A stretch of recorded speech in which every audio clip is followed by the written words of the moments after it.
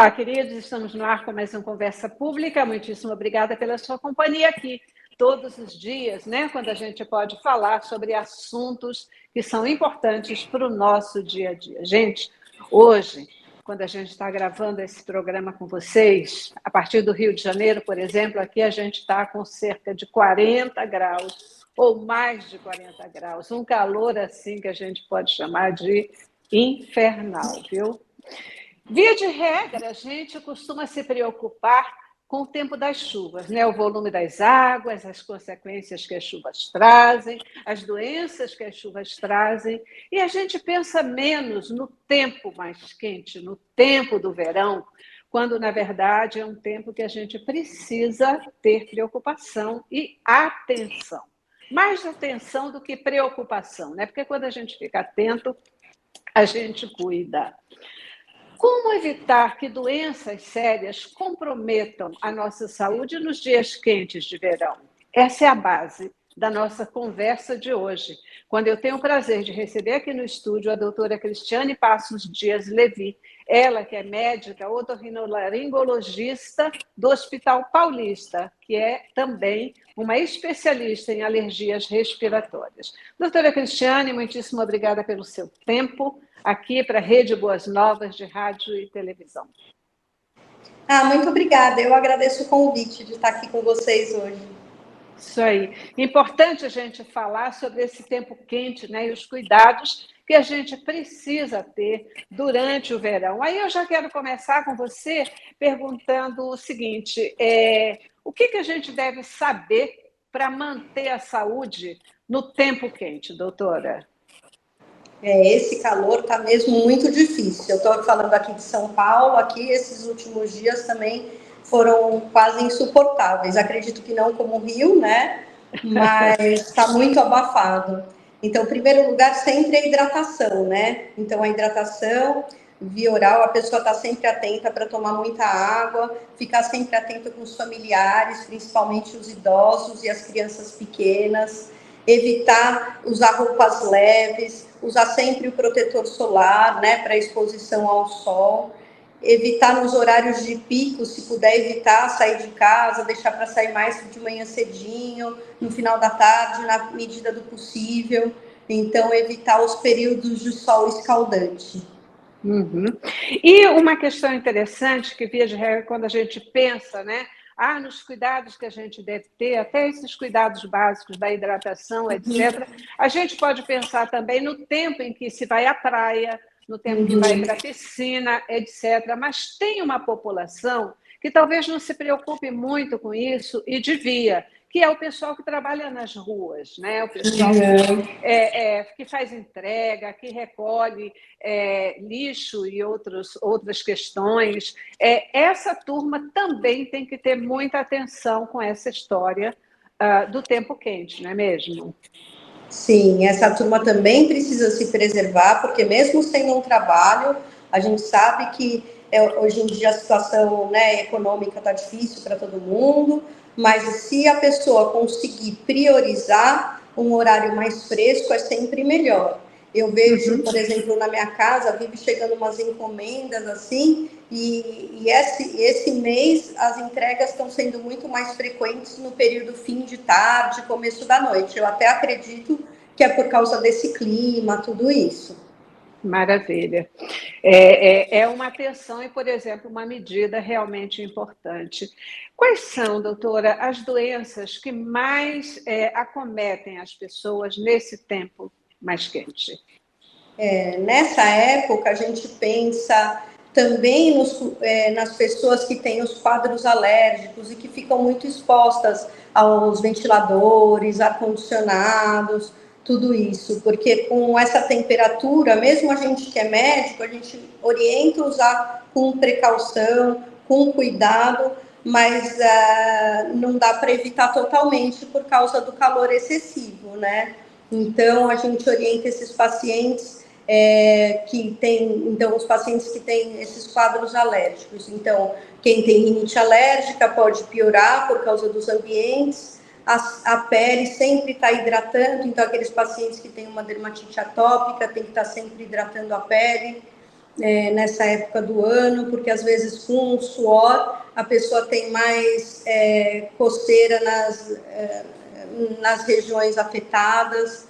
Tem os pacientes que têm, a gente sempre pensa em quadro pulmonar no inverno, né? Todo mundo se preocupa com os quadros pulmonares no outono e inverno, mas se a pessoa tiver uma exposição muito longa, ar-condicionado, ele também pode se agravar essa época do ano. Os idosos, né, que têm um pouquinho a imunidade um pouco comprometida, então a gente tem que se preocupar quando está muito calor, porque cai um pouquinho a imunidade. A hidratação, por causa das mucosas, elas é importante estarem sempre bem hidratadas.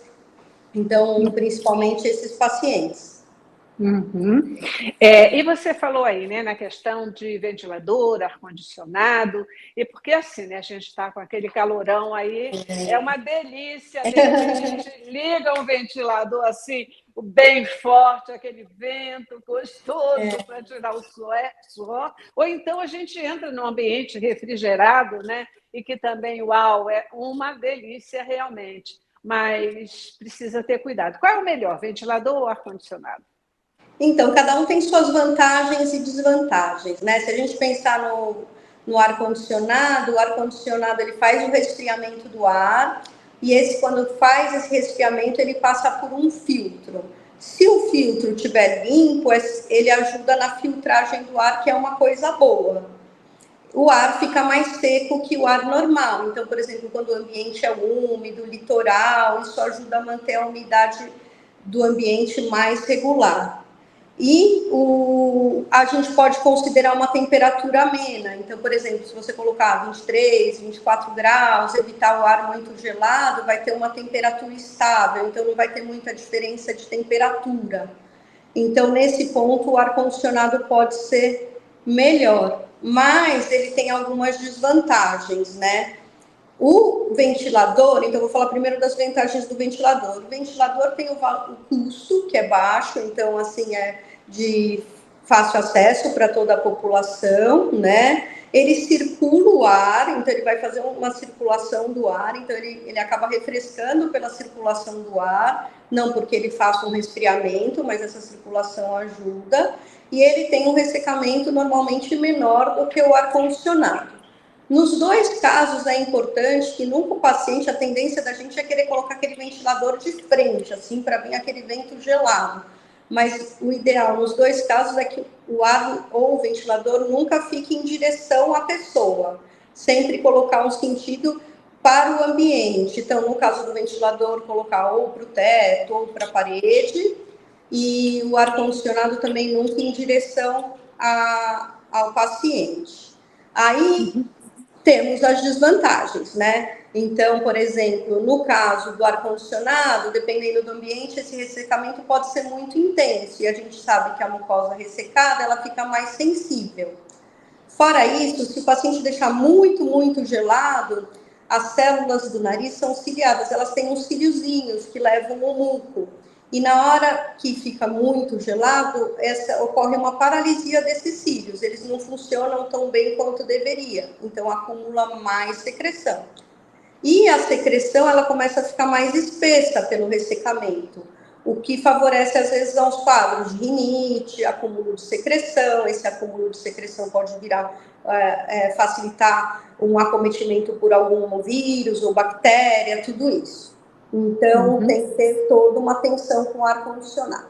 No caso dos ventiladores, as desvantagens é que assim, o ambiente tem que estar sempre muito, muito limpo. Porque como ele circula o ar, se o ambiente não estiver muito limpo, estiver com poeira, com alérgeno, ele vai fazer com que tenha uma circulação dessa poeira.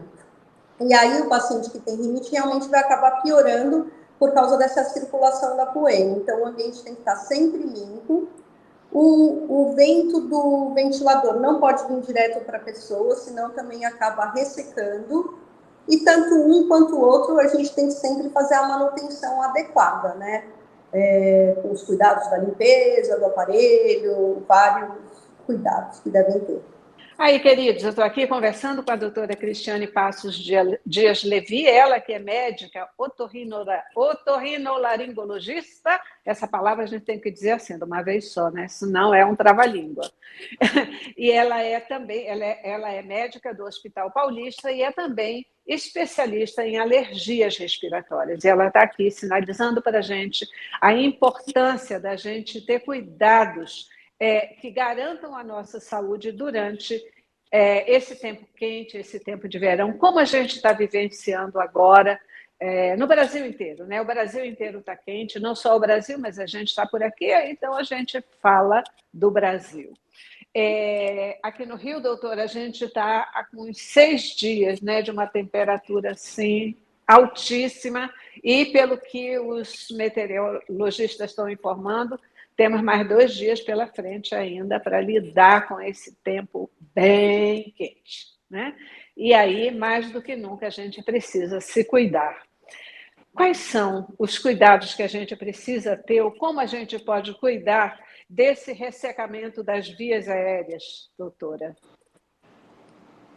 Para cuidar do ressecamento das vias aéreas, então é importante, né, a gente fazer lavagens nasais periódicas com solução salina, então umidificar. Às vezes a gente pode, dependendo do ambiente, colocar um umidificador no ambiente, se o ambiente estiver muito seco, a pessoa pode colocar um umidificador, lembrando de não colocar em excesso, porque também o excesso de umidade não é bom.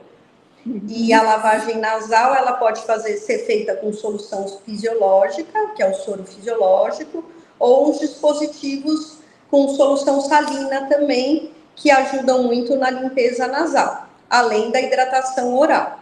Você estava falando, né, e está sinalizando para a gente a importância e aí os cuidados que a gente precisa ter com os equipamentos de refrescar o ambiente, né, o ar-condicionado, o ventilador. Existe algum critério mais específico de escolha de um ou de outro equipamento?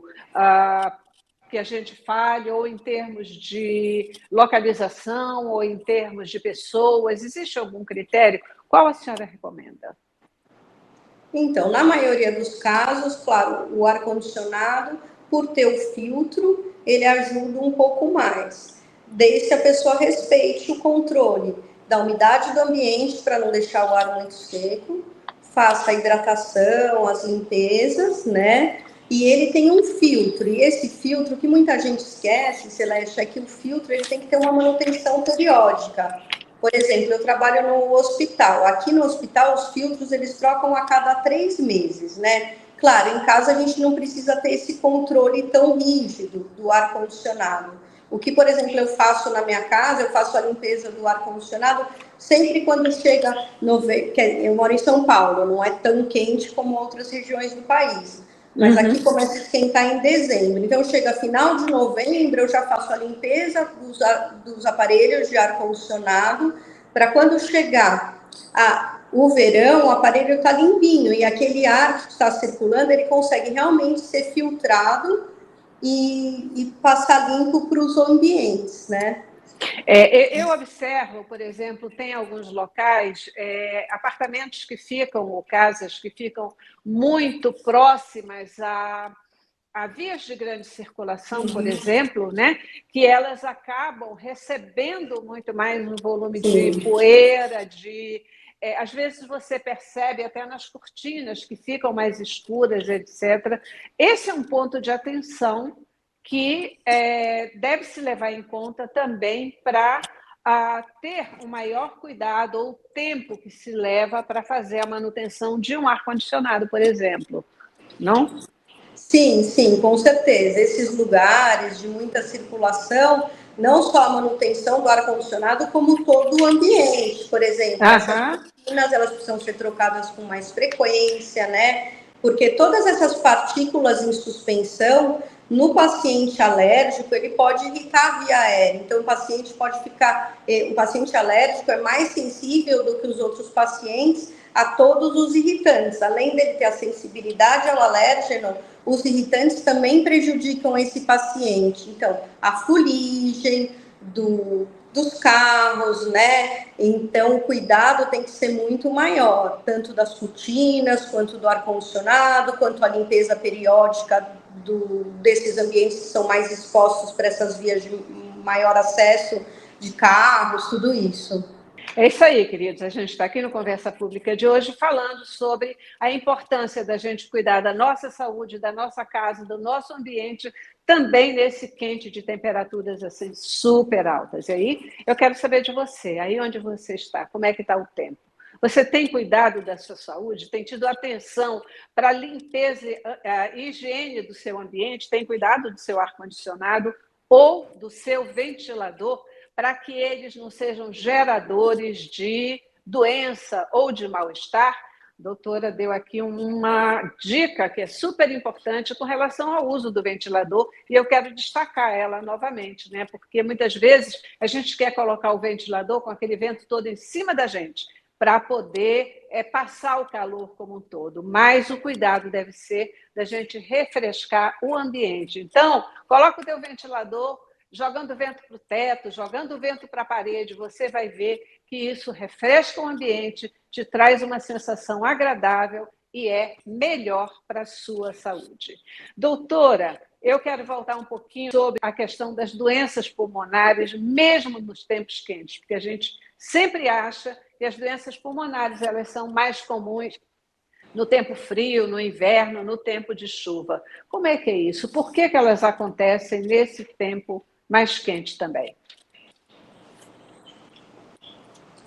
É isso mesmo, Celeste. Apesar delas serem mais comuns no outono e inverno, essa época também acometem muitos pacientes, porque pela exposição muito de ar-condicionado, ventilador, a mucosa ela fica mais ressecada. Ficando mais ressecada, o que acontece? Os cílios que a gente tem, que ajudam na limpeza, na proteção da via aérea, eles acabam ficando com um movimento menor ou até paralisados.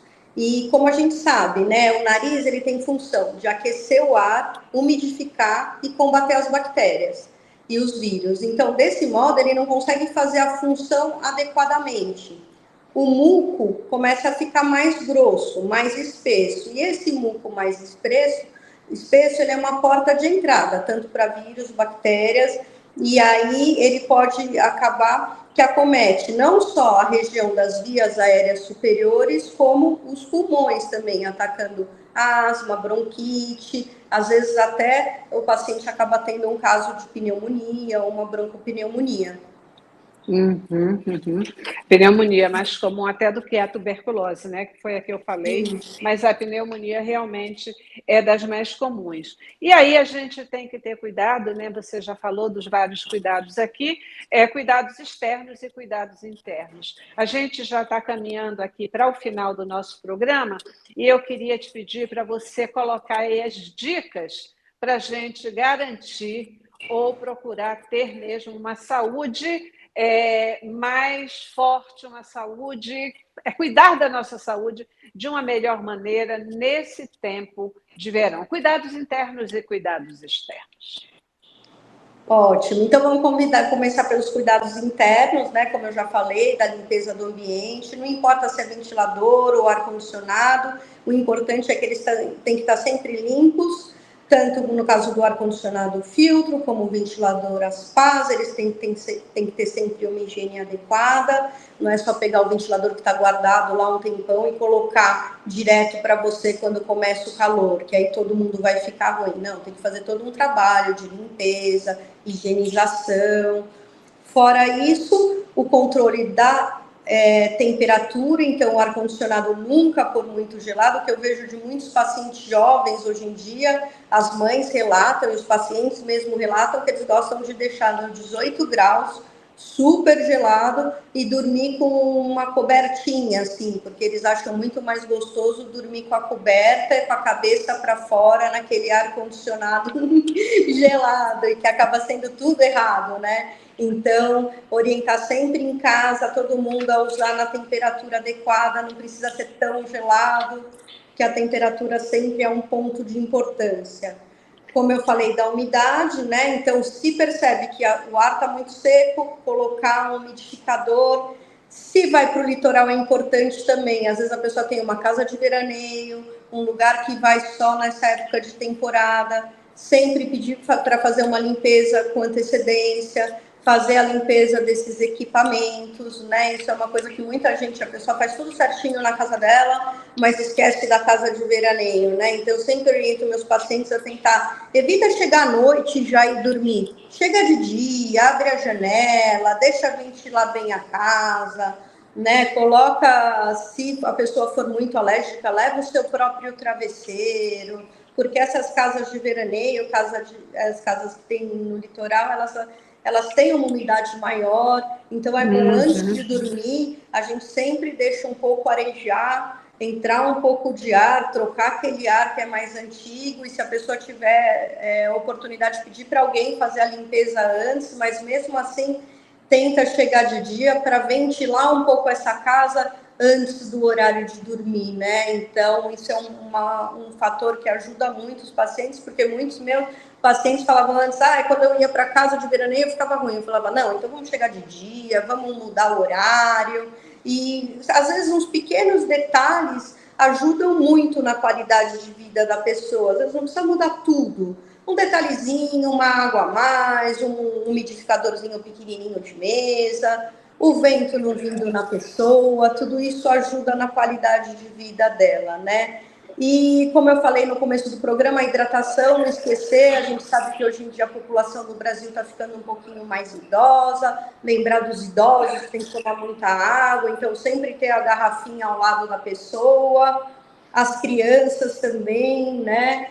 E, se necessário, fazer um pouquinho de inalação, se viu que a mucosa está muito irritada, muito ressecada, fazer um pouquinho de inalação com soro, a lavagem com a solução salina, sempre respeitando a idade do paciente, a faixa etária, o volume, nunca vai colocar um volume enorme numa criança pequenininha, então sempre seguir os critérios de idade, sempre com muito consenso e, se necessário, claro, você sempre falar com o pediatra, com o otorrino, para orientar o que é melhor. Mas os pequenos detalhes fazem toda a diferença no dia a dia das pessoas. Doutora, você estava falando esse negócio aí do ar-condicionado a 18 graus, etc. Eu botei uma enorme carapuça aqui. Porque... uma enorme carapuça, porque além do ar-condicionado de casa, o ar-condicionado do carro, cara, eu uso em 18. Aí você sai do carro, é aquele choque enorme de temperatura, né? Que com certeza não faz bem. Né? Esse é outro problema, esse choque térmico, a gente nem conversou disso, mas é outro problema enorme, né? Então, a diferença de temperatura muito grande nunca é saudável. No carro, então, isso é uma coisa importante que você falou do carro, que a gente falou do ambiente da casa, falou das pessoas, mas muita gente esquece de ver o filtro do ar-condicionado do carro, que é outro problema. E o carro, pelas viagens às vezes serem mais curtinhas, esses 18, acaba que o choque térmico acaba sendo maior, porque você entra naquele calorão, põe gelado, aí fica uns minutos no carro, sei lá, 20 minutos, 15 minutos, às vezes dependendo do trânsito mais, mas aí depois sai de novo outro choque térmico, é tudo... Carapuça colocada!